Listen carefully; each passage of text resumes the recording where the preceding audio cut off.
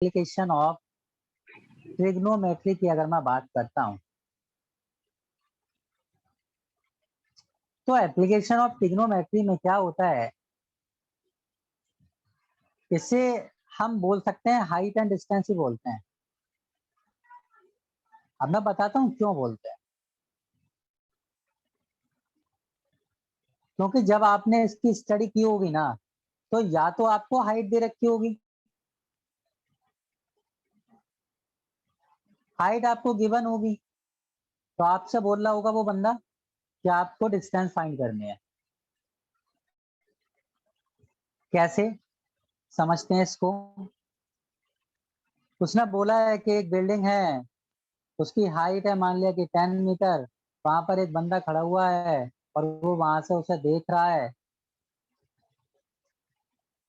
थोड़ा ड्राइंग समझ लेना, थोड़ा टेढ़ा बन गया है ये, मतलब कि 90 डिग्री समझ के चलना आप, ये थोड़ी सी ड्राइंग खराब है।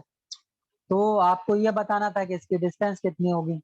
या तो एक चीज ये होगी, या दूसरी कंडीशन क्या हो सकती है, आपको डिस्टेंस फाइंड करनी है ना।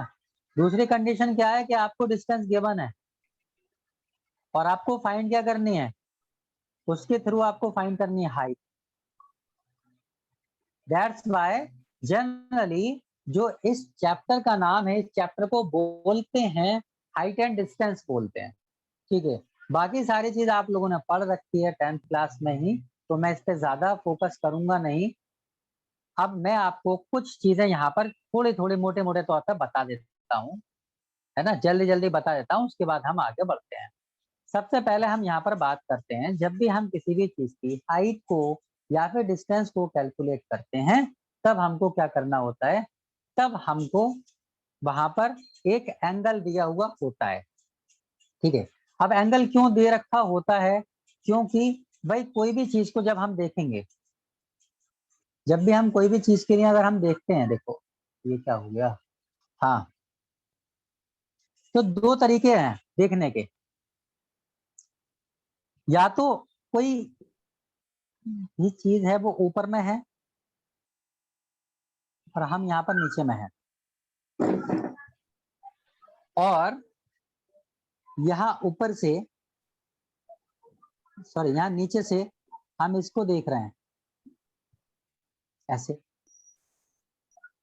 समझना बात को। या फिर आप ऊपर में हैं, कोई भी चीज नीचे में है और आप देख रहे हैं यहाँ पर ऐसे, ये आपके दो तरीके हो सकते हैं। तो इसी पे ही देखने का अपना अपना व्यू होता है, इसी पे ही यहाँ पर हमने एंगल को 3 पार्ट में बांट दिया है। ठीक है, जो हमारे एंगल्स जो बनते हैं, उस एंगल्स को हमने 3 पार्ट में बांट दिया। तो हम बात कर लेते हैं एंगल्स कैसे कैसे बढ़ते हैं। देखो नंबर 1 की अगर मैं बात करता हूँ, तो नंबर 1 पे हम बोल सकते हैं एंगल ऑफ एलिवेशन।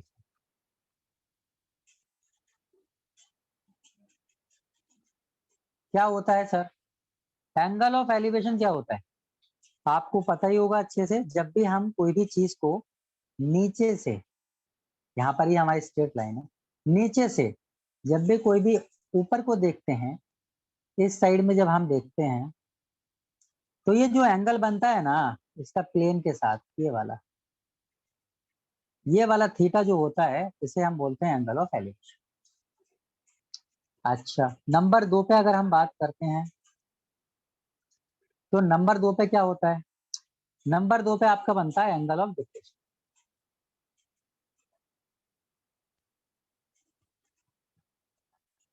आपको ये भी पता होगा, जब हम इसका जस्ट अपोजिट होता है, जब हम किसी भी चीज को ऊपर से देखेंगे ना नीचे की ओर, तो जो एंगल बनेगा हमारा इस होराइजन के साथ, ये वाला एंगल जो होता है, ये एंगल कहलाता है हमारा एंगल ऑफ डिफ्लेक्शन। लेकिन मैं एंगल ऑफ एलिवेशन अगर दिया हुआ होगा, तब भी मैं यही लिखूंगा। मैं पहले ही बता रहा हूं इस चीज के लिए, नोट करके रखना, क्योंकि फिर बाद में आप पूछो सर ये कैसे हुआ, ये क्यों हुआ, तो इसलिए अभी से डाउट क्लियर कर लो सारे। एंगल ऑफ एलिवेशन होगा तब भी मैं यही लिखूंगा, और एंगल ऑफ डिप्रेशन होगा तब भी मैं यही लिखूंगा। क्यों? उसका रीजन आप लोग बोलोगे कि सर अगर हम इसको देखें तो ये एक जेड ही तो बनना है, और जब ये जेड बन जाता है तो आपने ज्योमेट्री में पढ़ा होगा क्या कि ये वाला एंगल जो होता है, क्योंकि ये दोनों हमारी पैरेलल लाइन है, और पैरेलल लाइन है, ये हमारा एक ट्रांसवर्सल है, तो ये जो एंगल बनते हैं उन्हें हम अल्टरनेट एंगल बोलते हैं, और अल्टरनेट एंगल आपस में बराबर होते हैं। सो मैं यहाँ पर जब एंगल ऑफ डिप्रेशन भी दे रखा होगा तो मेरे को पता होगा कि जो एंगल ऑफ डिप्रेशन है वो भी एक्चुअल में एंगल ऑफ एलिवेशन के बराबर है। मतलब या तो मैं ऊपर से नीचे देखूं या मैं नीचे से ऊपर देखूं, दोनों ही कंडीशन में सेम ही रिजल्ट रहने वाला है। इसलिए मैं जब भी एंगल ऑफ डिप्रेशन दे रखा होगा, जब भी मैं ये डायग्राम ना बना के ये बनाऊंगा। अब आप कहोगे क्यों नहीं सर, क्यों नहीं बनाओगे? क्योंकि जब आप एंट्रेंस एग्जाम में बैठे हुए होगे उस टाइम में आपसे कोई जो क्वेश्चन चेक करने वाला होगा ना, पहली बात तो क्वेश्चन मशीन से चेक होते हैं, कोई भी आपसे ये नहीं पूछेगा आपने कैसे करके क्वेश्चन सॉल्व किया, आपने सॉल्यूशन कैसे किया। तो ये हमारा फर्क है, ये डिफरेंस है आपका जब आप एग्जामिनेशन हॉल में बैठ के क्वेश्चन कॉपी पे लिखते हो फुल एक्सप्लेनेशन के साथ, और एंट्रेंस एग्जाम देते हो। तो आपको एंट्रेंस एग्जाम में करना है, जल्दी करना है क्वेश्चन के लिए, और टाइम बचाना है, एग्जैक्ट आंसर लेके आना है, तो आपको ये सारी चीजों को डील करना पड़ेगा। आपको ऐसा नहीं वहां पर डायग्राम बैठ के बना रहे हो, वहां पर तो आपको बस आंसर चाहिए, और आंसर किसी भी हालत में कैसे भी चाहिए। तो स्टैंडर्ड एंगल,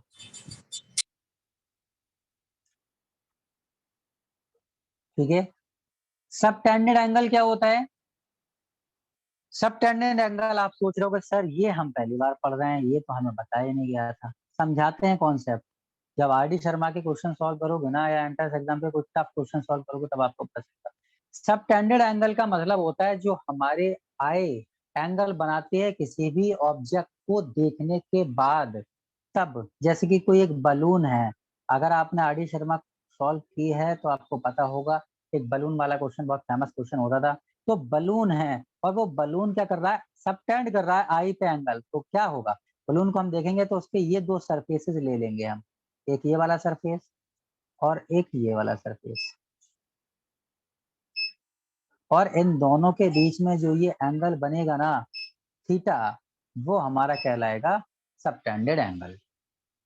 ठीक है। फॉर एग्जाम्पल यहाँ पर एक कोई काइट है, ये हमारी काइट है और वो काइट उड़ रही है। अब अगर काइट का सबटेंडेड एंगल, अगर उसने क्वेश्चन में ये बोला कि angle subtended by the kite, और क्वेश्चन ये बोला कि angle subtended by the balloon, अगर उसने इस तरीके का कुछ बोला है तो सीधा सीधा आपको पता होना चाहिए कि सबटेंडेड का मतलब उसका फर्स्ट एंड और उसका लास्ट एंड लेना है अपने आई से, और ये वाला जो एंगल बनेगा ना बेटा, ये वाला एंगल, इस एंगल को हम बोलते हैं सबटेंडेड एंगल। आई थिंक यहाँ तक जो है कि आप सभी लोगों के लिए क्लियर हो चुका होगा। यहाँ तक कोई भी चीज में कोई भी प्रॉब्लम नहीं आई होगी, कोई भी दिक्कत नहीं आई होगी। अगर किसी को अभी भी इसमें कोई डाउट है तो वो पूछ सकता है भाई। किसी को कोई डाउट है, आगे चलें? क्या हुआ, सो गए क्या? भाई आवाज देते रहो, बताते रहो, तभी तो मेरे को पता चलेगा, वरना ऐसा लगेगा मैं खुद ही समझ रहा हूँ और खुद ही समझा रहा हूँ। Yes sir. Sir okay okay, good good good. हाँ, एंगेज रहो साथ में, तभी मजा आएगा पढ़ने का, तभी लगेगा भी कि हाँ पढ़ रहे हैं, वरना तो ऐसा लगेगा वीडियो दिख रहे हैं बस खाली। ठीक है। तो अगर आपको कोई डाउट बनता है तो आप वहां से पूछ भी सकते हो। ठीक, अब मिटा दिए। अब मैं आपको बताता हूँ अपना कॉन्सेप्ट। मेरा कॉन्सेप्ट क्या है इन सारे क्वेश्चन को सॉल्व करने का। अगर आपको sine theta, cos theta, tan theta, जो भी जितने भी थीटा बीटा हैं, इनकी किसी की वैल्यू याद है तो अच्छी बात है, और याद नहीं है तो और भी अच्छी बात है, क्योंकि मैं अब पूरे किसी भी क्वेश्चन में ये वैल्यूज लगवाने वाला नहीं हूं। मैं यहाँ पर आपको एक कॉन्सेप्ट बताऊंगा, सिर्फ उसी कॉन्सेप्ट पर सारे क्वेश्चन को हम लोग सॉल्व करेंगे। ठीक है, देखिए कैसे करेंगे। मैंने यहाँ पर क्या किया, मैंने एक राइट एंगल ट्राइंगल बना लिया है ये।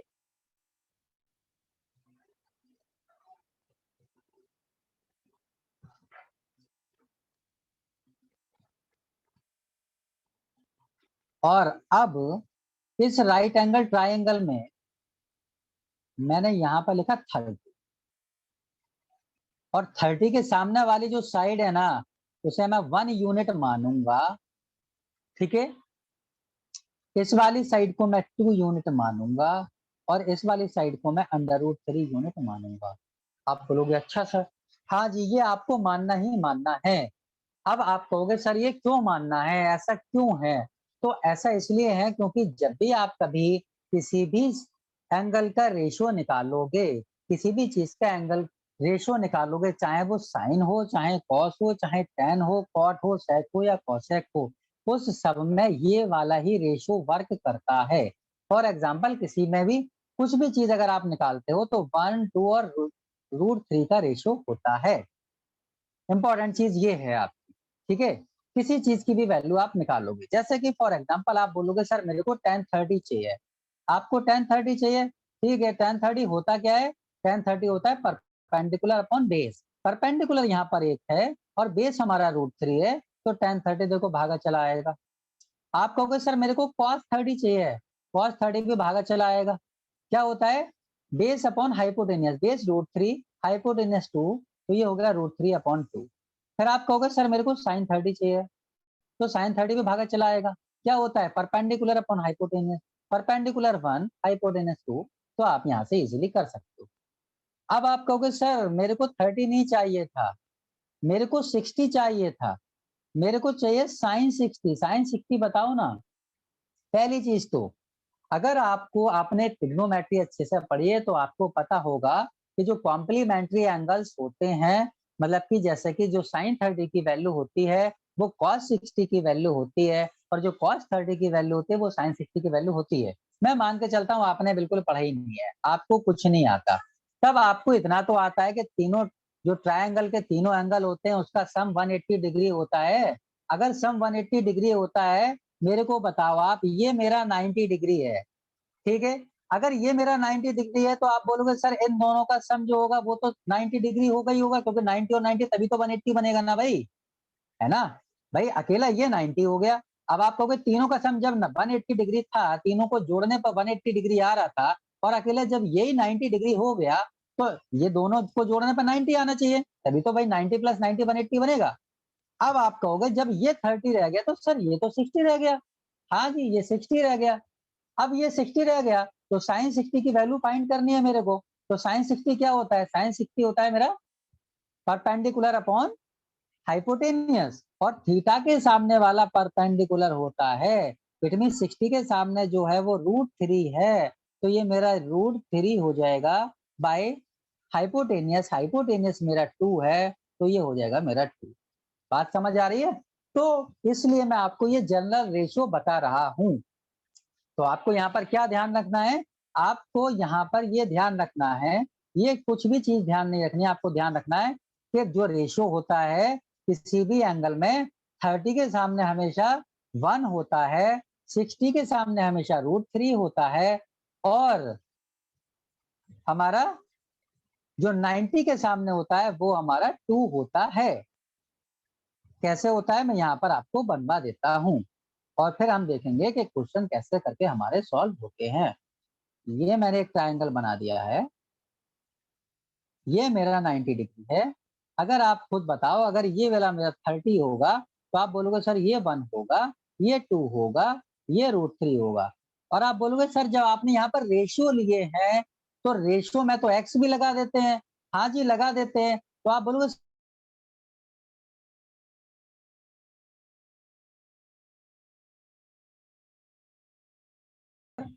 अगर मेरे को 60 बनाना है तो कैसे बनाओगे? तो कुछ नहीं किया सर ने, इस वाले को आवाज सुनाई दे रही है मेरी? Yes sir. अच्छा मेरे को लिख के आ रहा है कि तुम्हारा कनेक्शन अनस्टेबल हो गया, तो फिर मैंने सोचा कि नहीं। अब अगर मैं यहाँ पर सोचता हूँ तो आप बोलोगे सर यहाँ पर तो 60 ऑलरेडी आ रहा था ना, यहाँ पर 60 ऑलरेडी आ रहा था। तो अगर मैं 60 का एंगल बनाना चाहता हूँ तो आप बोलोगे सर आपने कुछ नई बात थोड़ी की है, जब ये 60 होगा ये 90 होगा तो अब ऐसी बात है ये 30 हो जाएगा मेरा। और अगर ये 30 हो जाएगा तो आपने क्या किया है? आप बोलोगे सर आपने इस वाले ट्राइंगल को ना, इस वाले ट्राइंगल को पलट के रख दिया, इधर घुमा दिया है आपने, बस इतना कर लिया है। लेकिन क्या इसका रेशो चेंज होगा? आपका आंसर होगा नो। रेशो को चेंज होगा जब ट्राइंगल ही चेंज नहीं हुआ है तो। भाई ट्राइंगल को ऐसे करके उठा के रख दो या ऐसे करके पलट के रख दो। 60 वाली साइड को आपने ऐसे उठाया और इसे ऐसे करके घुमाया है और इधर रख दिया है आपने। जब इसे ऐसे करके घुमाएंगे ऑफकोर्स 30 वाली ऊपर पहुंच जाएगी साइड। जब ये ट्राइंगल चेंज ही नहीं हुआ तो क्या रेशो चेंज होगा? आपका आंसर होगा नो सर, रेशो भी चेंज नहीं होगा। अगर रेशो चेंज होगा ही नहीं तो यहाँ पर भी वही रेशो आपको लिखना पड़ेगा। कैसे लिखना पड़ेगा देखते हैं, ठीक है। तो मैं यहाँ पर वही रेशो लिख देता हूँ 60 वाले ट्रायंगल में, ठीक है। तो यहाँ पर देखते हैं, इसे मैं मिटा देता हूँ जो कि आपको अच्छे से समझ आए कि 30 वाले में क्या होता है और 60 वाले में क्या होता है ना। ठीक है, अब यहाँ पर ये देख लेते हैं 30 वाले का। तो 30 अगर 60 वाला ट्रायंगल मेरा बनेगा तो कैसे बनेगा? आप बोलोगे सर ये 60 होगा और 60 के सामने हमेशा √3x रहेगा, और जब ये 30 हो जाएगा सर तो इसके सामने हमेशा 1x हो जाएगा और ये हो जाएगा 2x। अब हम बात करते हैं, कहोगे सर ये तो हो गया, ठीक है 30 हो गया 60 हो गया, अब 45 तो बताओ। तो 45 में क्या करने का है हमको? 45 का बहुत ईजी है। 45 का बिल्कुल दोनों ही बराबर रहते हैं। आप कहोगे क्यों रहते हैं बराबर? अरे भैया जब ये 45 तो ये भी तो 45 हो गया। लॉजिक समझो ना, जब ये 90 है, ठीक है, अब इन दोनों का सम 90 होना चाहिए। आप कह रहे हो सर इसका 45 है, अरे 45 में 45 ऐड करोगे तभी तो 90 बनेगा। तब इसका तीनों का सम तभी तो 180 डिग्री आएगा भाई। 45 + 45 + 90 which is equal to 180 degree. तो आप कहोगे हाँ सर। तो जब एक बात बताओ, जब आपने यहाँ पर ऑब्जर्व किया कि ये दोनों एंगल बराबर हैं तो आप बोलोगे अरे सर जब एंगल बराबर है तो ये आइसोसेलेस ट्रायंगल चला गया। और अगर आइसोसेलेस ट्रायंगल में ये चला गया तो इसकी साइड भी तो बराबर होनी चाहिए। हाँ जी, साइड बराबर होनी चाहिए। अगर इसकी साइड बराबर है, मैंने इसकी साइड को माना है x, 1x इसकी साइड को माना, तो आप बोलोगे सर 1x ये भी होगी। और जब ये 1x होगी, ये 1x होगी, पाइथागोरस थ्योरम से सर ये √2x हो जाएगी। हाँ जी बिल्कुल हो जाएगी। तो ये 3 ट्रायंगल आपको क्या कर लेने हैं, ध्यान रख लेने हैं। अब बहुत सारे बच्चे सोच रहे होंगे सर 30 बता दिया, 60 बता दिया, 45 बता दिया, अब 0 और 90 नहीं बताया। अब एक बात बताओ मेरे भाई, क्या हाइट एंड डिस्टेंस में, और स्पेलिंग मिस्टेक हो रही है मेरे से, चलो लिख देता हूँ। हाइट एंड डिस्टेंस में मेरे को एक क्वेश्चन दिखा दो जिसमें वहां पर 90 डिग्री दे रखा हो और वो 0 डिग्री दे रखा हो। अरे भाई लेट के थोड़ी चलोगे इस पे, 0 डिग्री क्या बनेगा? 0 डिग्री यहाँ चलेगा। तो क्या लेट के जाओगे इस पे? फिर क्या एंगल बनाओगे? और फिर डिस्टेंस क्या की पूछोगे?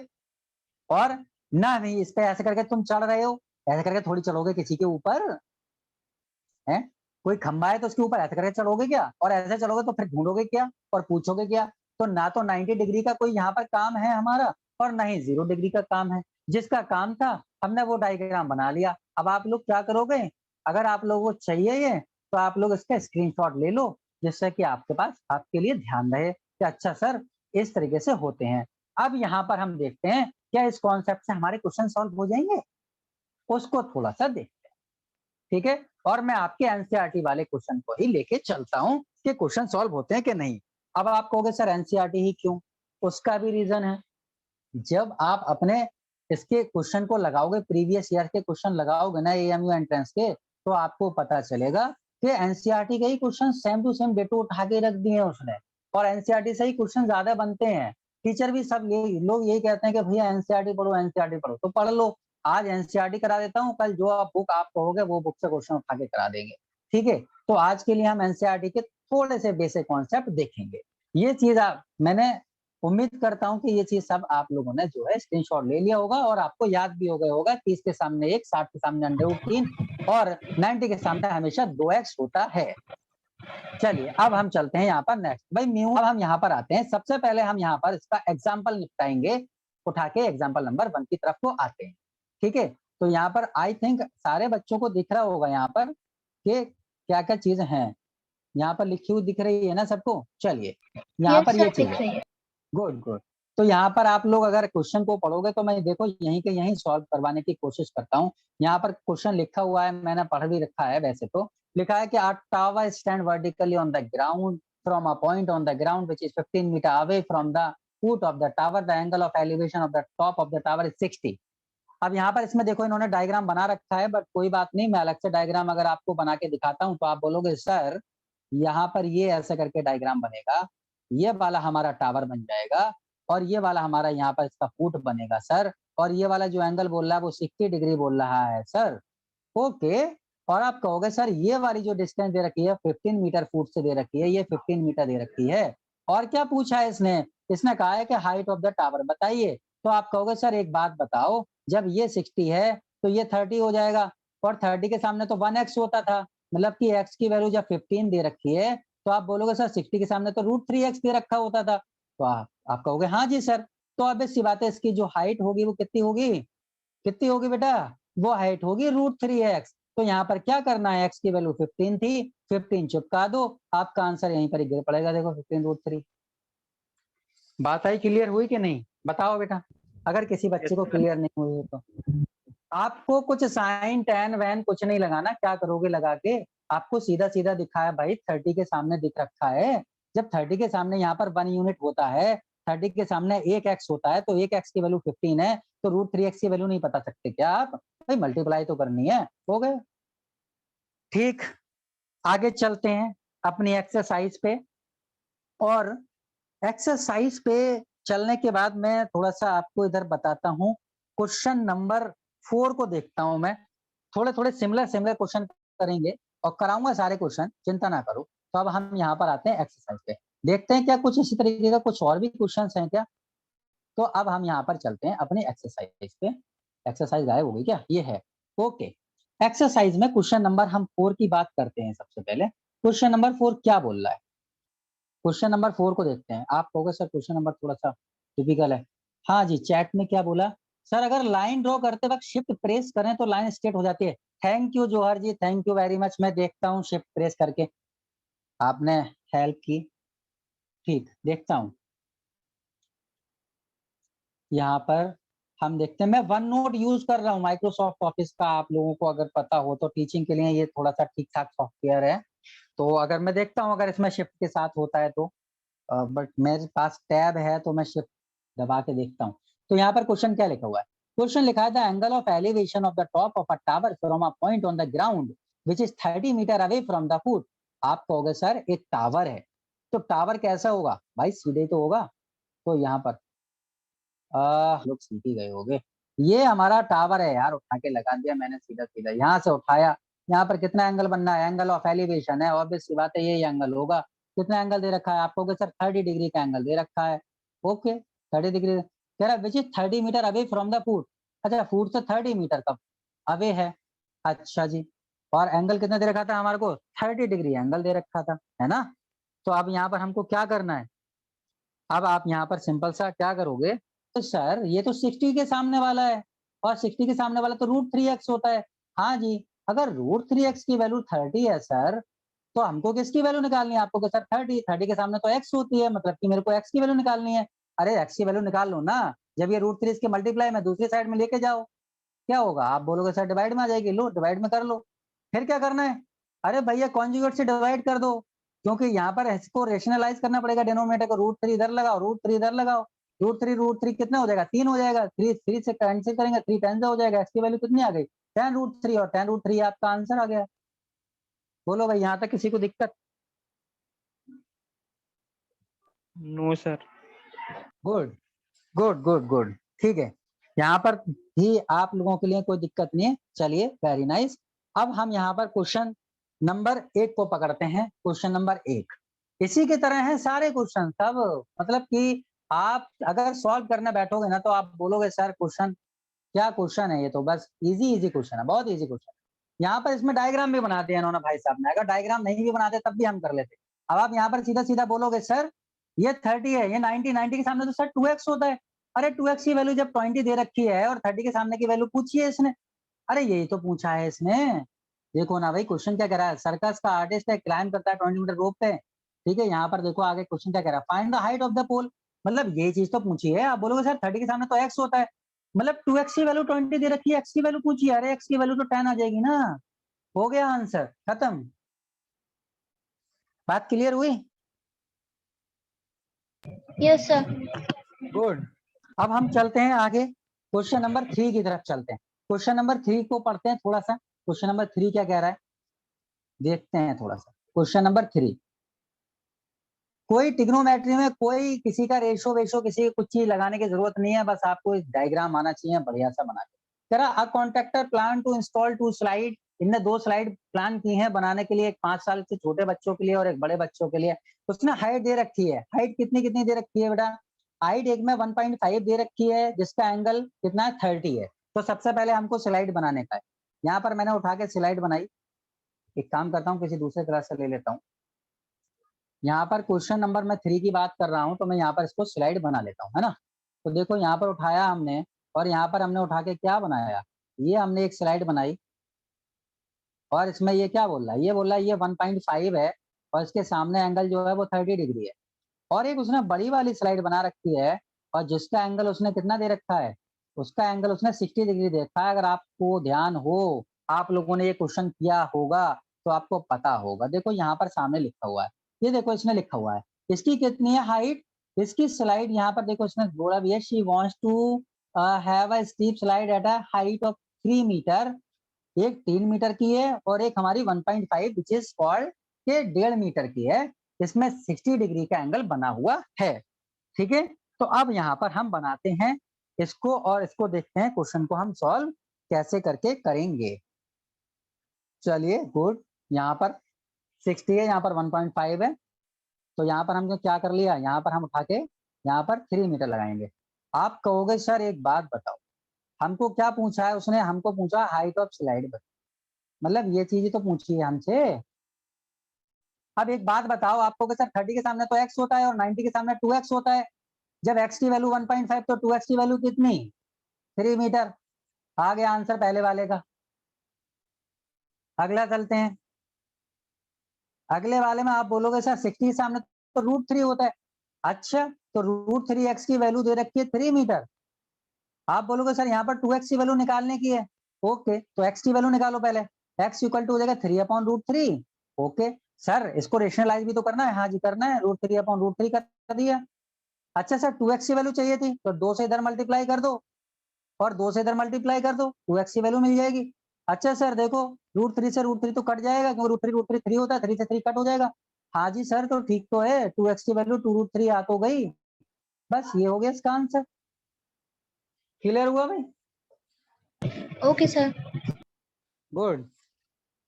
अब हम चलते हैं थोड़े से और क्वेश्चंस की तरफ को, और उन क्वेश्चंस को देखेंगे कि किस तरीके से हमको सॉल्व करना है ना। तो हमने यहाँ पर क्वेश्चन नंबर हमारा 3 भी हो चुका है, क्वेश्चन नंबर 4 हो चुका है। देखते रहना भाई, नोट करते रहना, क्योंकि मैं आपको एक टाइप के एक तरीके से करवा रहा हूँ सवाल, फिर जब जैसी मेथड बदलेगा तो फिर मैं आपको उसमें भी बताऊंगा, इसलिए करवा रहा हूँ ये छोड़ छोड़ के क्वेश्चन। ये मत समझना कि नहीं, सारे ही क्वेश्चन कराऊंगा, चिंता मत करो। और सारे क्वेश्चन में एक भी क्वेश्चन में साइन कॉस टेन कुछ नहीं लगाऊंगा, और नहीं आपको लगाना है। जब भी आपके सामने क्वेश्चन आएगा, आप बस सिर्फ डायग्राम बनाओ, आपको सिर्फ ये ध्यान रहना चाहिए कि 30 के सामने जो है वो 1x की वैल्यू होती है, 60 के सामने √3x की वैल्यू होती है, और 90 के सामने 2x की वैल्यू होती है, और हो जाएगा। और 45 में क्या होता है, 45 में 1 और 1 होता है। बस आपको इतनी चीज ध्यान में रखनी है, और आपके क्वेश्चन यूं आसानी के साथ हो जाएंगे, बहुत इजीली आपके क्वेश्चन हो जाएंगे। ठीक है, तो ये क्वेश्चन नंबर 3 भी हो गया आपका। क्वेश्चन नंबर 5 की ओर बढ़ते हैं। क्वेश्चन नंबर 5 क्या बोल रहा है, आप लोग थोड़ा सा पढ़ो, फिर देखते हैं क्वेश्चन नंबर 5 में क्या बोला है, उसके बाद हम देखेंगे आगे चल के कि आगे क्या क्या चीजें हैं। क्वेश्चन नंबर 5 कह रहा है, a kite is flying at a height of 60 meter above the ground, the string attached to the kite is temporarily tied to a point on the ground, the inclination of the string with the ground is 60 degree, find the length of string। कुछ नहीं, length of string पूछिए, angle कितना 60 degree दे रखा है, height 60 दे रखी है। आप बोलोगे अच्छा सर इसका डायग्राम कैसे, इसका डायग्राम ये और ये, एंगल कितना बना है काइट का, आप बोलोगे सर 60 है ना, काइट का एंगल देखो 60 है, कहाँ चला गया, काइट का जो एंगल है देखो ये लिखा हुआ है 60, और यहाँ पर देखो हाइट कितनी है, वो भी 60 है। अच्छा जी, तो आप बोलोगे सर 60 के सामने तो √3x होता है, मतलब √3x की वैल्यू 60 है। पूछा क्या है उसने, पूछा है उसकी स्ट्रिंग की लेंथ, ये चीज पूछी है। मतलब कि 90 के सामने मतलब 2x की वैल्यू पूछी है। अगर √3x की वैल्यू 60 है तो एक बात बताओ x की वैल्यू कितनी है, आप बोलोगे ये मल्टीप्लाई में इधर लेके जाएंगे डिवाइड में हो जाएगा, तो ये होगा 60 डिवाइडेड बाई √3। अच्छा जी, अब इसको रेशनलाइज करेंगे तो क्या करेंगे, √3 से इसमें करेंगे, √3 से इधर करेंगे। अच्छा जी, लेकिन हमको तो 2x चाहिए, 2x चाहिए तो 2 से इधर मल्टीप्लाई कर दो, 2 से इधर मल्टीप्लाई कर दो। ओके जी, तो यहाँ पर कितना बना, ये √3 3 हो गया, 3 से यहाँ पर कैंसिल करेंगे 60 को, तो 3 2 जा 6, 0 यहाँ पर है, 0 यहाँ चिपका दिया, 2 2 जा 4, कितना हो गया 20 2 जा 40, और √3 यहाँ पर साथ में चिपका हुआ है, यहाँ पर साथ में चिपका दिया 40 √3, ये आपका आंसर आ गया। बात क्लियर हुई यहाँ तक? Yes sir. ठीक, गुड गुड गुड। अब हम यहाँ पर हमको क्या करना है, अब हमको क्वेश्चन नंबर देखते हैं, डील करेंगे क्वेश्चन नंबर 2 की। और क्वेश्चन नंबर 2 में थोड़ा सा लॉजिक चेंज है, तो आप लोग को अगर समझ में नहीं आए तो मेरे को बताना, ठीक है? मैं कोशिश करूंगा कि पूरी तरीके से आप लोगों को अच्छे से समझा दूं। तो क्वेश्चन नंबर हम 2 की तरफ को चलते हैं कि क्वेश्चन नंबर 2 में क्या बोला है। इसमें पेड़ टूट गया है बस, और कुछ नहीं है, तो थोड़ा सा चेंज होगा, थोड़ा सा ही चेंज होगा, ज्यादा नहीं होगा। क्वेश्चन नंबर 2 कह रहा है tree breaks due to storm and the broken part bent to the top of the tree touch the ground making an angle 30 degree. मतलब कि आप कहोगे सर एक बात बताओ, अगर ये हमारा एक पेड़ है, एक ट्री है, और वो क्या है, ये हमारा ग्राउंड है, ठीक है? अब ध्यान से समझना, रेड वाला पार्ट, ये रेड वाला पार्ट जो है वो टूट गया, और टूटने के बाद ये क्या हुआ, ये यहां पर से आके इधर झुक गया ग्राउंड पे, ठीक है? ग्राउंड पे झुक गया। कौन सा वाला पार्ट, ये रेड वाला पार्ट ही तो ग्राउंड पे झुका है ना भाई? हाँ जी, ग्राउंड पे रेड वाला पार्ट झुका है। अच्छा, अच्छा, इसके साथ एंगल कितना बनना है, आप बोलोगे सर 30 डिग्री का एंगल बना दिया। अच्छा जी, 30 डिग्री का एंगल बना दिया हमने। फिर क्या है, the distance between the foot of the tree to the point where the top touch is 8। मतलब इसका जो टॉप यहाँ पर टच कर रहा है उसका जो फूट है वो 8 मीटर है, आपने यहाँ पर 8 मीटर रख दिया। आपको सिंपल सा ध्यान रखना है, क्या बोला, find the height of the tree. एक बात बताओ बेटा, ये तो 90 है, आप बोलोगे 90 के सामने सर 2x होता है, तो ध्यान से समझना इस चीज को। 30 के सामने कितना होता है, 30 के सामने x होता है। अच्छा जी, 30 के सामने x होता है, ठीक है? अब एक बात ध्यान से समझा, बहुत ध्यान से, ये वाला पार्ट जो रेड वाला है, क्या ये वही पार्ट है जो ऊपर से टूटा है? आप कहोगे यस सर, ये तो वही है, क्योंकि यही तो टूट के इधर गया है। तो क्या ये, जब अगर ये 2x है तो क्या ये 2x नहीं होगा? आप कहोगे हाँ सर यही तो है, भाई वही चीज तो टूटी है। तो एक्चुअल में ट्री की लेंथ कितनी हुई? आप बोलोगे सर ट्री की लेंथ एक्चुअल में 2x और x 3x हो गई। अच्छा, और ये 30 है, और ये 60 है, और 60 के सामने तो √3x की वैल्यू होती है। हाँ जी, अगर √3x की वैल्यू बेटा 8 दे रखी है, और आपको कितने की निकालनी है, आपको तो 3x की निकालनी है। और √3 को 3 बनाने के लिए क्या करेंगे, अरे भाई √3 से इधर मल्टीप्लाई, √3 से इधर मल्टीप्लाई, तो √3 कितना आ गया 3x, और 3x क्या है भाई, ट्री की लेंथ। तो ट्री की लेंथ कितनी होगी, आप बोलोगे सर ये है तो आंसर 8√3 हो गया। बोलो ये कॉन्सेप्ट नया समझ आया आपको? Sir, can you explain this again? Okay okay okay, देखिए मैंने क्या बताया, ध्यान से समझो। ये वाला ट्री है रेड कलर का, मैं रेड ले लेता हूँ पहले। मैंने आपको बताया ये रेड कलर का ट्री है, भाई इतना हिस्सा ही तो टूटा है।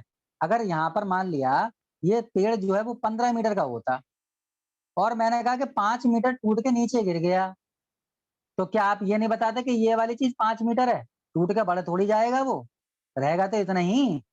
तो ये वाली चीज और ये वाली चीज तो सेम है। और अगर हम इसके ट्रायंगल के रेशियो में जाते हैं, इस ट्रायंगल के रेशियो में जाते हैं, तो आप बोलोगे सर ट्रायंगल के रेशियो में 30 के सामने x होता है और 90 के सामने होता है 2x। तो अगर ये 2x है यहां से लेके और यहां तक, अगर ये 2x है, तो ये यही वाला पार्ट तो टूटा हुआ है, तो ये भी तो 2x हो गया। तो आप बोलोगे हाँ सर ये वाला 2x हो गया, और 30 के सामने ऑलरेडी x तो होता ही है। तो टोटल हमसे पूछा टोटल हाइट बतानी है पेड़ की, तो टोटल हाइट कितनी है यहाँ से लेके यहाँ तक की जोड़ो तो x यहाँ तक की थी और 2x यहाँ तक की थी, तो टोटल कितनी हो गई? आप बोलोगे सर 2x ये x ये हो गई 3x। ओके, और हमें वैल्यू किसकी दे रखी है? 60 के सामने, और 60 के सामने कितना होता है? 60 के सामने तो √3x होता है। तो √3x की वैल्यू अगर 8 है और मुझे किसकी वैल्यू निकालनी है? मुझे 3x की वैल्यू निकालनी है। तो मेरे को पता है कि √3 की अगर मैं √3 में मल्टीप्लाई करा देता हूँ तो वो 3 बन जाता है। तो मैंने √3 के √3 से मल्टीप्लाई इधर भी करा दी, जब मैं इधर कराऊंगा तो इधर भी कराऊंगा, वरना नाइंसाफी हो जाएगी इसके साथ, है ना? क्योंकि इक्वेशन को बैलेंस करने के लिए दोनों साइड में करानी पड़ती है मल्टीप्लाई। तो √3 से इधर करा दी, √3 से इधर करा दी। अब √3 क्या बन गया? 3x, और 3x है क्या एक्चुअल में? आप बोलोगे लेंथ ऑफ ट्री है, मतलब कि लेंथ ऑफ ट्री जो आई वो कितनी आ गई? वो तो 8√3 आ गई। तो आपको निकालने की जरूरत ही नहीं है, 8√3 आ गई सीधे सीधे। आई होप कि आपको क्लियर हो गया होगा, हैं? Yes, sir. क्लियर हुआ? गुड। अब हम यहाँ पर एक नया कॉन्सेप्ट और समझेंगे, क्योंकि धीरे धीरे एडवांस लेवल पर बढ़ेंगे, धीरे धीरे थोड़ा थोड़ा करके, ठीक है? तो आप लोगों को समझ तो आ ही रहा है? तो कोई वो उतारने की कोई लिखने की जरूरत तो है नहीं, अगर आप लिखना चाहते हो तो लिख लेना, और नहीं चाहते तो मत लिखना। और क्या, चैनल पे मैं वीडियो डाल दूंगा, उसमें चेक कर लेना, दोबारा से देख लेना। लेकिन वो ही है कि जब टाइम मिलेगा एडिटिंग का तभी उसके बाद ही डाल पाऊंगा मैं। अब हम यहाँ पर बात करते हैं क्वेश्चन नंबर 3 तो हमारा हो चुका है क्वेश्चन नंबर। अब मैं थोड़ा सा आपको पहले कुछ कॉन्सेप्ट बताना चाहूंगा। कॉन्सेप्ट क्या आप लोगों ने सुन ही रखे होंगे, पढ़ रखे होंगे, नहीं पढ़ रखे होंगे तो बताना मुझे। एक ट्रायंगल मैं बना देता हूं ऐसे, ठीक है? अच्छा, उसका ये एंगल मेरा 1 है, ये वाला एंगल मेरा 2 है, ये वाला एंगल मेरा 3 है, ठीक है? ये वाला मैं अलग से लूंगा, ये वाला एंगल मेरा 4 है। कोई बच्चा मुझे ये बताएगा कि एंगल नंबर 4 को क्या बोलते थे हम? क्या नाम था इस एंगल नंबर 4 का? नहीं मालूम? Sir exterior. Yes yes yes, क्योंकि एक्सटीरियर एंगल की डेफिनेशन ही यही होती है, इसे हम बोलते थे एक्सटीरियर एंगल। और आपको पता होना चाहिए कि अगर किसी भी ट्रायंगल की अगर कोई सी भी साइड को अगर हम बढ़ा दें तो जो एंगल फॉर्म्ड होता है, क्योंकि ये बाहर की तरफ होता है, तो एक्सटर्नल से वर्ड बना है एक्सटीरियर, ठीक है? और इंटरनल से वर्ड बना है इंटीरियर। तो ये जो एंगल होता है एक्सटीरियर एंगल, इसको हम बोलते हैं एक्सटीरियर एंगल। और ये एक्सटीरियर एंगल जो होता है वो अपने पड़ोसी को छोड़ देता है, बाकी इन दोनों के जोड़ के बराबर होता है, इन दोनों के सम के बराबर होता है ना? ये आपने आई थिंक पढ़ा होगा, नहीं पढ़ा है तो यहीं पर ही प्रूव करवा देते हैं, कितना टाइम लगेगा। अरे भाई ट्राइंगल के दोनों एंगल का सम 180 होता है, तो आप बोलोगे हाँ जी 1 + 2 + 3 = 180। फिर और क्या बोलोगे आप बोलोगे सर ये भी तो स्ट्रेट लाइन जा रही है, देखो मैं दिखाता हूँ ब्लैक से करके, ये देखो ये स्ट्रेट लाइन गई एक, तो ये पूरा क्या बन गया? हाफ सर्कल कितना? 180, मतलब 3 और 4 को जोड़ेंगे तो अभी तो 180 आएगा। तो आपने यहाँ पर क्या लिख दिया? Angle 3 + angle 4 = 180। दोनों साइड बराबर है, दोनों को उठा के साथ में लिख दिया, तो ये हो गया 1 + 2 + 3 = 3 + 4। क्या हुआ? 3 से 3 काट डाला, तो 4 की वैल्यू कितनी आ गई? 1 + 2। ये तो बता रहा हूँ सीख सीख के भाई, ये जो है वो इन दोनों के बराबर है, पड़ोसी को छोड़ देता है अपने। क्लियर हो गया होगा एक्सटीरियर एंगल आप लोगों के लिए? नहीं हुआ क्या किसी को क्लियर? हो गया सर। गुड। अब हम समझते हैं यहाँ पर एक्सटीरियर एंगल तो हमने समझ लिया, अब हम समझेंगे आइसोसेलेस ट्रायंगल। क्या होता है आइसोसेलेस ट्रायंगल? तो एक ट्रायंगल है, बताया ही था मैंने। आइसोसेलेस ट्रायंगल की क्या प्रॉपर्टी होती है? आप बोलोगे जो एंगल बराबर होंगे ना, इक्वल होंगे जो एंगल, अगर ये एंगल x है और ये वाला एंगल भी x है, ये दोनों एंगल अगर बराबर हैं तो उनकी अपोजिट साइड, मतलब इसकी अपोजिट साइड ये और इसकी अपोजिट साइड, ये दोनों बराबर होती हैं, इसीलिए तो आइसोसेलेस बोलते हैं उसके लिए, क्योंकि उसमें दो साइड बराबर होती हैं और दो एंगल बराबर होते हैं। अगर दो एंगल बराबर है तो दोनों साइड बराबर। ये हमारा कॉन्सेप्ट है। अब ये वाला कॉन्सेप्ट हमने क्यों पढ़ा, बताते हैं उसका भी रीजन। हमने किस लिए पढ़ा है ये वाला कॉन्सेप्ट? इस कॉन्सेप्ट को इसलिए पढ़ा है क्योंकि हम एग्जाम्पल नंबर 5 के जैसे क्वेश्चंस को इजीली सॉल्व कर सकते हैं। तो सबसे पहले एग्जाम्पल नंबर 5 की तरफ चलते हैं। मैं सारे क्वेश्चन करा रहा हूँ आप लोगों के लिए, कोई भी क्वेश्चन नहीं हो तो बताना, क्योंकि सब क्वेश्चन में कॉन्सेप्ट चेंज हो रहा है, इसलिए मैं अलग अलग करके बता रहा हूँ। एग्जाम्पल नंबर 5 हमारा ये है। क्वेश्चन लिखा हुआ है कि शैडो है एक टावर की जो कि बन रही है ग्राउंड से 40 मीटर लॉन्गर देन, ये सारी चीजें लिखी हुई है। कुल मिला के हमारे को ये वाला एक हमारे को ये डायग्राम दे रखा है। अगर डायग्राम नहीं दे रखा है तो आपको डायग्राम बनाना पड़ेगा। जब आप इस डायग्राम में देखोगे ध्यान से, तो देखो मैं यहीं पर ही करा देता हूँ आपको। आप इस डायग्राम में देखोगे, आप बोलोगे सर ये वाले ट्रायंगल को देखो जरा थोड़ा सा ध्यान से।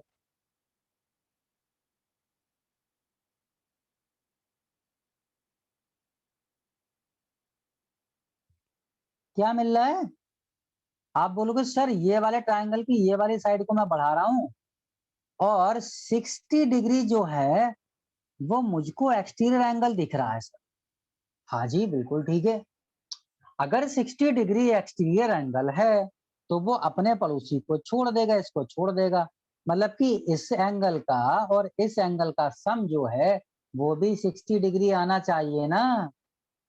आप बोलोगे हाँ सर आना तो चाहिए। तो एक बात बताओ बेटा, अगर ये मेरा 30 डिग्री है तो क्या बेटा ये भी 30 डिग्री होगा? और जैसे आप ये चीज देखोगे कि हाँ सर, क्योंकि 30 और 30 तो 60 होता है, आपने जैसे ये चीज देखी कि अरे ये 30 और ये 30, आपको तुरंत ध्यान आ गया कि अभी को पढ़ाया है आइसोसेलेस ट्रायंगल। जब यहाँ के एंगल बराबर हैं तो ये वाली साइड और ये वाली साइड भी तो बराबर हो जाएगी, होगी कि नहीं? हाँ जी हो जाएगी। अगर हो जाएगी ये वाली साइड और ये वाली साइड आपस में बराबर, तो अब यहाँ पर चलते हैं। अब यहाँ से शुरू होता है हमारा रियल गेम। क्या? अगर ये 40 तो ये भी 40, और हमसे पूछा क्या है? हमसे इसने पूछा find the height of tower. Height of tower मतलब कि √3x पूछा है हमसे। 60 के सामने √3x भी होता है, तो आप बोलोगे सर 90 के सामने तो 2x होता है। अरे अगर 2x की वैल्यू 40 डिग्री है तो x की वैल्यू 20 डिग्री है, और अगर x की वैल्यू 20 है तो यहाँ पर चिपकाओ ना x की वैल्यू 20, तो आंसर आ गया 20√3। बोलो ये चीज क्लियर हुई? यस सर हो गए।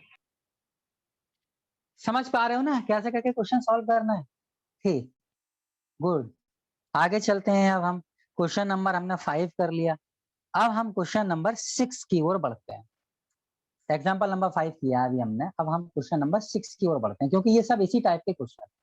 तो क्वेश्चन नंबर 6 की तरफ चलते हैं और देखते हैं क्वेश्चन नंबर 6 कैसा है। क्वेश्चन नंबर 6 में हमको डायग्राम नहीं दे रखा है। क्वेश्चन नंबर 6 में पहले बोल रखा है कि 1.5 मीटर टॉल बॉय है जो कि स्टैंड कर रहा है ना। तो आप लोग जरा इसको थोड़ा सा देखो, जब तक मैं थोड़ा पानी वानी पी लेता हूँ। आप लोग इसको क्वेश्चन को पढ़ो, और अगर कॉपी पेन लेके बैठे हो तो इसका डायग्राम बना के देखो, और मे बी अगर आप सॉल्व कर सकते हो तो मुझे इसका आंसर बताओ।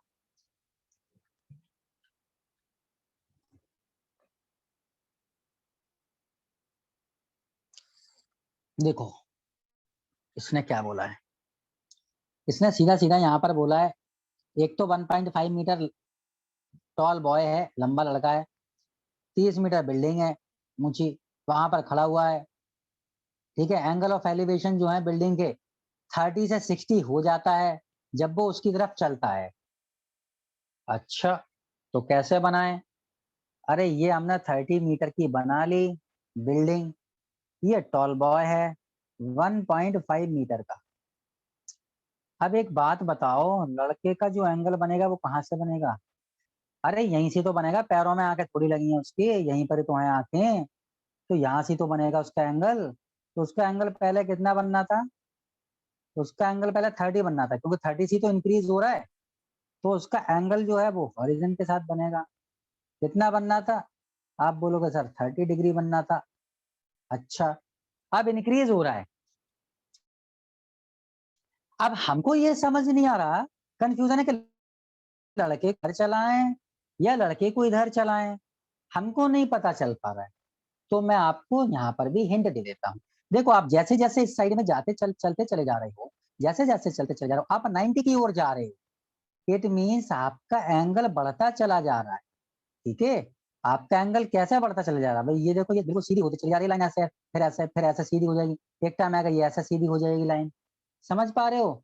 तो हमेशा जब हम बिल्डिंग की तरफ ही जाते हैं तभी हमारा जो बनता है वो 90 डिग्री बनता है।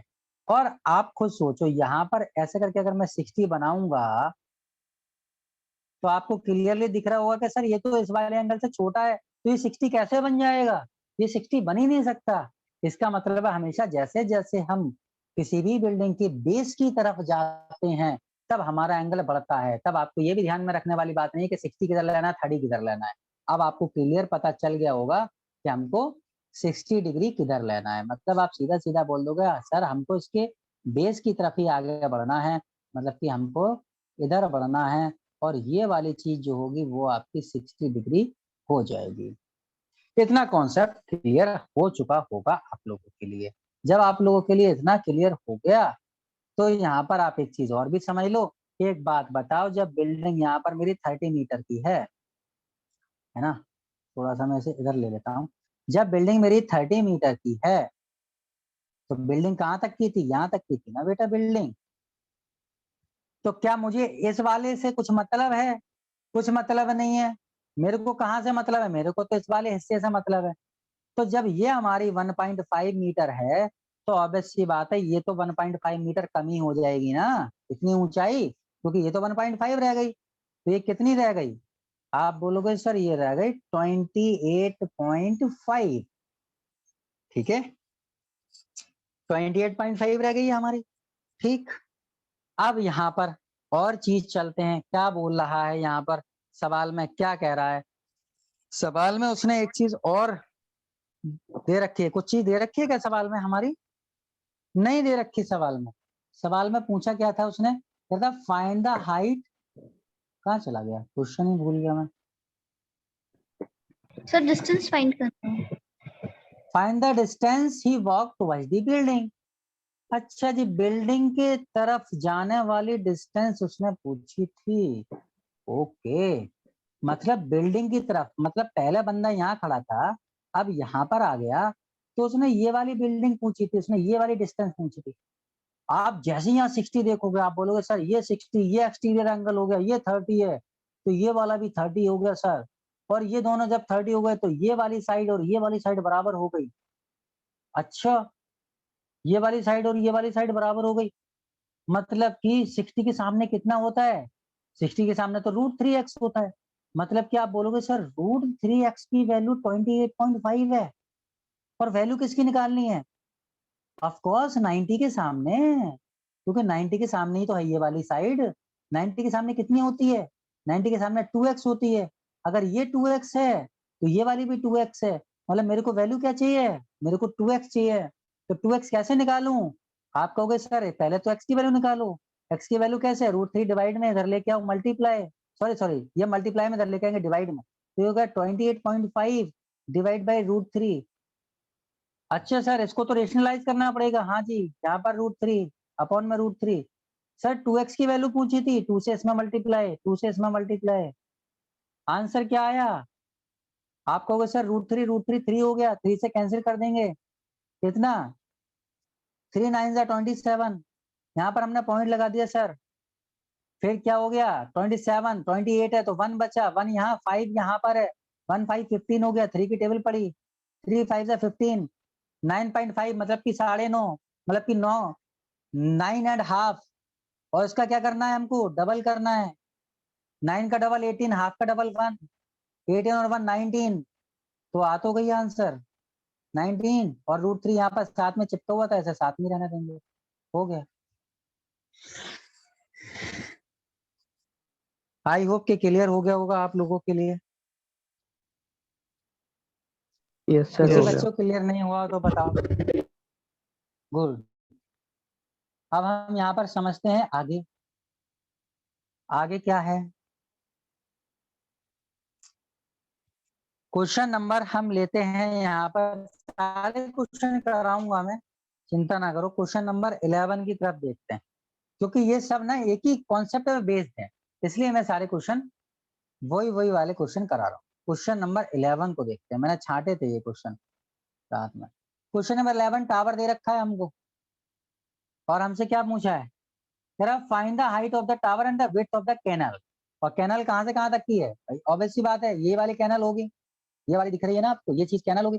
और हाइट ऑफ टावर पूछिए, आप जैसे यहाँ पर देखोगे आप सीधा सीधा बोल दोगे सर ये हमारी 60 के सामने है, और ये वाली जब ये 60 है तो ये 30 हो जाएगा सर, और जब ये 30 तो ये अगर 20 है तो सर ये भी 20 हो जाएगी। और आप बोलोगे सर ये तो 90 है, भाई ये वाला एंगल तो हमारा 90 है, अगर ये 90 है तो 90 के सामने तो 2x है, अगर 90 के सामने 2x है तो आप क्या बताओगे, आप बोलोगे सर 2x की वैल्यू अगर 20 है तो x की वैल्यू 10। हमसे क्या पूछा, हमसे तो 60 के सामने की बोला है, 60 के सामने क्या होता है, 60 के सामने होता है x√3, x की वैल्यू 10 चिपकाओ यहाँ पर उठा के, तो ये होगा 10√3, मतलब हाइट ऑफ टावर कितनी हो गई 10√3। और आपसे क्या पूछा था, आपसे पूछा था उसकी कैनाल की विड्थ बतानी है, जब ये 60 है तो ये 30, और 30 के सामने क्या होता है x, और x की वैल्यू कितनी आई है, x की वैल्यू तो 10 आई है, मतलब कि जो कैनल की विड्थ हो गई वो 10 मीटर हो गई। हो गया आंसर, बात आई समझ। Yes sir. ठीक, गुड। अब हम चलते हैं आगे, आगे में हमारा क्वेश्चन नंबर 13 है, और क्वेश्चन नंबर 13 में हमको थोड़ा सा एक कॉन्सेप्ट समझना पड़ेगा। पहले क्वेश्चन नंबर 13 का डायग्राम बनाता हूं और फिर मैं आपको बताता हूं अगला वाला कॉन्सेप्ट। क्वेश्चन नंबर 13 में क्या बोला, क्वेश्चन नंबर 13 में बोला है कि as observe from the top of a 75 metre high light house, एक लाइट हाउस है और वहां पर उसने क्या ऑब्जर्व किया है, उस लाइट हाउस से angle of depression of two ship. अब मैंने बोला ना एंगल ऑफ डिप्रेशन है, फिर भी मैं क्या लूंगा, मैं एलिवेशन लूंगा, क्योंकि मेरे को पता है क्या कि दोनों चीजें बराबर होंगी। ये हो गया, और ये कितना है, ये हमारा 75 मीटर है, और यहाँ से मैंने देखा एक शिप यहाँ पर है, एक शिप मेरा यहाँ पर है, और एक शिप यहाँ कहाँ पर है मेरा, एक शिप मेरा यहाँ पर है, ये मेरे दो शिप हैं, ठीक है। अब आपको जिसमें 30 और 40 का दे रखा ना, आपको आइडिया लगाने की जरूरत नहीं, आप सीधे सीधा बोल दोगे, तो सर आगे जाएंगे तो एंगल तो बढ़ेगा, तो ये जब 30 होगा तो ये तो 45 बनेगा ही बनेगा। अब आप अगर यहाँ पर देखोगे तो आप कहोगे सर अब आपका फॉर्मूला नहीं हो रहा फिट, क्यों नहीं हो रहा, क्योंकि यहाँ पर एक्सटीरियर एंगल 45 डिग्री है, और अगर यहाँ पर एक्सटीरियर एंगल ये वाला जो है वो 45 बन जाता है तो ये वाला हमारा 15 रह जाएगा, तो हम यहाँ पर कॉन्सेप्ट नहीं लगा सकते। तो अब क्या करें, तो अब हमको थोड़ा सा मॉडिफिकेशन करना पड़ेगा। क्या मॉडिफिकेशन करना पड़ेगा, उस चीज की तरफ थोड़ा सा चलते हैं, देखते हैं। देखो भाई, मेरे को एक चीज तो क्लियर दिख रही है, देखो लॉजिक ढूंढा करो, आप खुद से सीख जाओगे ये सारी चीजें, ट्रिक्स विक्स बनाना खुद से सीख जाओगे, ट्रिक्स कुछ होती नहीं है, एक्चुअल में फॉर्मूले से ही बनती हैं, तो आप लॉजिक समझो। जब मैंने यहाँ पर देखा तो मेरे को पता चला, आप बोलोगे सर मैंने एक चीज नोटिस की है कि ये जो इसकी हाइट है ना, वो इस वाले ट्राइंगल में, ये जो छोटा वाला ट्राइंगल है ना इसमें भी सेम है, और बड़ा वाला ट्राइंगल है इसमें भी सेम है। हाँ जी बिल्कुल सही कह रहे हो आप, दोनों में सेम है। और क्या चीज नोटिस की, और नोटिस ये की है सर कि हमको उसके बेस से रिलेटेड चीजें निकालनी है। हाँ ये भी बात सही है, मतलब कि अगर मैं किसी भी तरीके से उसका परपेंडिकुलर जिसे हम बोल रहे हैं, परपेंडिकुलर सेम कर दूं और बेस मेरा कुछ भी आ जाए मुझे कोई फर्क नहीं पड़ता है, तो मैं इस क्वेश्चन को इजीली सॉल्व कर सकता हूँ। तो मैं यहाँ पर क्या करने की कोशिश करूंगा, मैं यहाँ पर कोशिश करूंगा कि इसका परपेंडिकुलर सेम हो जाए। कैसे, 45 में आपको मैंने बताया था यहाँ पर भी 1 होता है और यहाँ पर भी 1 होता है, तो बेटा परपेंडिकुलर भी 1 और बेस भी 1, ठीक है। 30 में मैंने बताया था 30 के सामने वाला क्या होता है 30 के सामने वाला तो 1 होता है, लेकिन जो उसका बेस होता है वो हमारा क्या होता है, क्योंकि 30 वाला एंगल की बात कर रहा हूं तो ये वाला 60 हो जाएगा 30 के सामने, और ये बेस जो हो जाएगा वो √3 होगा, इतना वाला, इतना लंबा। आप बोलोगे हाँ सर ये बात भी सही कह रहे हो आप, तो ये √3 होगा। तो यहाँ पर मैं देखूंगा क्या इसमें मेरा परपेंडिकुलर सेम है, आप बोलोगे हाँ सर इसमें एक्स एक्स भी लगाना होता है, तो ये भी 1x है, ये भी 1x है, ये मेरा 1x है, ये √3x है। बात समझ पा रहे हो? तो यहाँ पर मैं क्या करूंगा, यहाँ पर तो मेरा सेम बन ही गया, यहाँ पर तो बनाने की भी जरूरत नहीं है। तो एक बात सोचो, यहाँ पर ध्यान से समझना, इस चीज को मैं हटाता हूं और मैं इस डायग्राम में आता हूं, ठीक है, 75 वाले में। आप बोलोगे सर ये 1x हो गया और ये वाला भी 1x हो गया, क्योंकि 30 के सामने भी 1x होता है, तो ये 1x हो गया, ये भी 1x हो गया। ये टोटल जो है, क्योंकि ये 30 था तो बड़े वाले ट्रायंगल में ये तो 60 है, और 60 के सामने तो √3x होता है। तो एक बात बताओ मेरे को, ये वाली चीज जो है, ये वाली चीज जो है, ये रेड पोर्शन, ये कितना बचा? आप कहोगे सर ये भी कोई पूछने की बात है, ये जो बड़ी वाली चीज है अगर मैं इसमें से ये चीज घटा दूंगा तो मिल जाएगी ये वाली चीज, और ये कितनी है, ये तो √3x है, और ये कितनी है, ये x है। मतलब कि आप कहोगे कि सर हमको जो फाइंड करनी है ना वैल्यू, वो हमको फाइंड करनी है √3x - x की वैल्यू फाइंड करनी है। ओ ये बात थी, और x की वैल्यू कितनी दे रखी है सर? अरे यही तो x की वैल्यू है, क्योंकि 45 के सामने तो x होता है, और यहाँ पर 75 दे रखा है, मतलब x की वैल्यू 75, और हमें किसकी वैल्यू फाइंड करनी है, हमें इसकी वैल्यू फाइंड करनी है। उठा के x कॉमन ले लो, यहाँ पर आ जाएगा √3 माइनस का 1, x की वैल्यू उठा के 75 यहाँ से लो और यहाँ पर चिपका दो, आपका आंसर आ गया भागता हुआ। क्लियर हुआ कॉन्सेप्ट? Yes sir. मतलब कि शिप के बीच की जो डिस्टेंस है वो 75 √3 - 1 हो जाएगी। It is so simple. ठीक है, अब हम चलते हैं आगे और देखते हैं इसी की तरह कोई क्वेश्चन और मिलते हैं तो अब हम यहाँ पर करेंगे। इसी की तरह क्वेश्चन अगर मैं देखूं तो एक question I think example number 7 जो है वो आपको मिलेगा।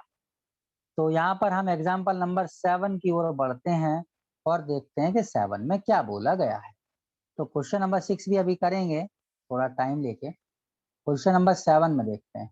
क्वेश्चन नंबर 7 भी सेम ही बोल रहा है, कह रहा है कि from a point on the bridge across a river the angle of depression of the bank on opposite side of the river, मतलब उसके रिवर के अपोजिट साइड में है। ठीक है, एक ब्रिज है और ब्रिज के अपोजिट साइड में है। अगर मैं उसका डायग्राम दिखाऊं तो आप बोलोगे कि सर ये डायग्राम इसका ये बनना है, ये दिख गया होगा आप लोगों के इसका डायग्राम। ठीक है, तो हम लोग इसको थोड़ा सा अपने तरीके से बनाने की कोशिश करते हैं। तो जब हम लोग अपनी तरीके से बनाने की कोशिश करेंगे तो आप बोलोगे ये अपोजिट साइड में है, और यहाँ पर हमारे ये ब्रिज की हाइट है, और एक यहाँ पर हमारे को ये चीज रिवर का ये वाला एक हमारे को पॉइंट दिख रहा है एंड पॉइंट, और एक एंड पॉइंट हमारे को ये वाला दिख रहा है रिवर का। अब यहाँ पर इसने क्या बोला है, एंगल ऑफ डिप्रेशन जो है वो 30 और 45 है। एज यू विश, आप कहीं पर भी 30 और 45 ले सकते हो। मैं यहाँ पर 30 ले रहा हूँ और मैं यहाँ पर 45 ले रहा हूँ। जैसे 30 और 45 आपने लिया, आप बोलोगे सर मेरे को एक चीज क्लियर हो चुकी है क्या, 30 के सामने ये वाली जो चीज होती है, 30 के सामने होती है x, और 45 के सामने भी x ही होती है, तो ये दोनों में तो सेम हो गई। भाई 30 का परपेंडिकुलर 1x तो ही होता है, और बेस 30 का होता है, बेस मतलब कि ये वाली चीज जो 60 के सामने होती है वो होती है √3x। इसी तरीके से ये तो 45 है, तो 45 में तो 1x और 1x ही होगा। तो मेरे को क्या दिख रहा है, ये चीज कॉमन दिखी मेरे को, क्या, परपेंडिकुलर। परपेंडिकुलर तो सेम है ही, यहाँ पर सेम है तो क्या हो गया, आप बोलोगे सर यहाँ पर √3x हुई यहाँ तक की डिस्टेंस, और ये 45 का है तो यहाँ पर ये भी x होगी, ये भी x होगी। अच्छा जी, तो एक बात बताओ, इसने तो दे रखी है ना उसकी हाइट, हाइट कितनी है 3, तो आप बोलोगे सर x की वैल्यू तो 3 दे रखी है, और पूछी क्या है, विड्थ ऑफ रिवर यहां से लेके यहां तक की क्या होगी, आप कहोगे सर √3x में x जोड़ दो और दोनों में उठा के x कॉमन ले लो। जब x कॉमन लोगे तो यहाँ पर √3 बचेगा प्लस यहाँ पर 1 बचेगा और x की वैल्यू उठा के चिपका दो, कितनी 3, तो आपका आंसर आ जाएगा 3 √3 प्लस के 1। बात आई समझ? कुछ करना नहीं है, बस सिंपल सिंपल उठाना है। देखो ये अब इतना लंबा चौड़ा हमको नहीं करना है, बट आंसर देखो 3 √3 प्लस 1 आ रहा है। बस ये चीज चेक करनी है हमको, और इतने ज्यादा कुछ ज्यादा चेक करनी नहीं है। अब हम यहाँ पर देखते हैं क्वेश्चन नंबर 14 की तरफ चलते हैं कि क्वेश्चन नंबर 14 में क्या दे रखा है, क्योंकि क्वेश्चन नंबर 14 में भी थोड़े से बदलाव, थोड़े से चेंजिंग हमारे को दे रखा है, तो वो चीज भी हम देख लेते हैं। क्वेश्चन नंबर 13 है, क्वेश्चन नंबर 14 है, तो उन सबको भी आप डील करते हैं, क्योंकि अब हम लोगों ने कॉन्सेप्ट बहुत अच्छे से काफी सारे सीख रखे हैं। तो क्वेश्चन नंबर अब यहाँ पर आ जाते हैं 13, आई थिंक मैंने कराया नहीं, क्वेश्चन नंबर 13 को देखते हैं सबसे पहले। तो अगर हम क्वेश्चन नंबर 13 को देखें तो कैसे करके इसका डायग्राम बनेगा, यहाँ पर बना लेते हैं। कह रहा है an observe as observe from the top of 75 metre height, वही है लाइट हाउस वाला है। एक लाइट हाउस है, यहाँ पर 2 शिप हैं, एक यहाँ पर है, एक यहाँ पर है। मेरे को कुछ करना ही नहीं है, मेरे को पता है यहाँ पर डेफिनेट बात है 30 बनेगा, यहाँ डेफिनेट बात है 45 बनना ही बनना है। It is compulsory. क्यों? क्योंकि जब हम आगे जाएंगे तभी बढ़ेगा। और इसने बोल दिया है एग्जैक्टली बिहाइंड है एक दूसरे के, ठीक है भाई सेम साइड है, ठीक है। Find the distance between the ship, मतलब कि एक शिप यहाँ पर है, एक शिप यहाँ पर है, मतलब कि ये वाली चीज पूछी है इसने। तो जब यहाँ पर ये वाली चीज पूछी है तो हम यहाँ पर क्या करेंगे, आप बोलोगे सर यहाँ पर तो बेस, यहाँ पर सॉरी, यहाँ पर तो इसका परपेंडिकुलर सेम करना ही है, और परपेंडिकुलर 30 और 45 वाले में तो सेम होता ही है, मतलब कि ये x है तो यहाँ पर कितना होगा, ये तो x हो जाएगा हमारा। आप कहोगे हाँ जी सर, अगर ये x हो जाएगा, ये x हो जाएगा, तो ये कितना है हमारा भाई 30 वाले की अगर मैं बात करता हूँ तो ये तो 30 है, लेकिन ये तो 60 है ना बड़ा बड़ा वाला, और 60 के सामने कितना है, 60 के सामने आप बोलोगे सर ये √3x है। अरे भाई ये जब √3x है, ये वाला मैंने करा दिया क्या सवाल? ये सर हो गया ये। हो गया तो बताओ तो यार, ये करा तो दिया है मैंने 75 √3 - 1। ठीक है, तो 14 की तरफ चलते हैं, छोड़ो फिर क्वेश्चन नंबर 14 की तरफ चलते हैं। क्वेश्चन नंबर 14 बलून वाला है। अब यहाँ पर बलून वाले में भी इसने यहाँ तक की डिस्टेंस दे रखी है 88.2, और बंदा कितने का है 1.2 का। तो अब ऐसी बात है, जो आपके यहाँ पर ये जो इसने ट्रायंगल बनाए हैं, मैं खींच देता हूँ, गलत हो गया, मैं आपको बता देता हूँ इसने ट्रायंगल कैसे बनाए हैं। एक ट्रायंगल तो यहाँ से ये बना लिया, और एक यहीं पर ही, इसकी हाइट सेम है।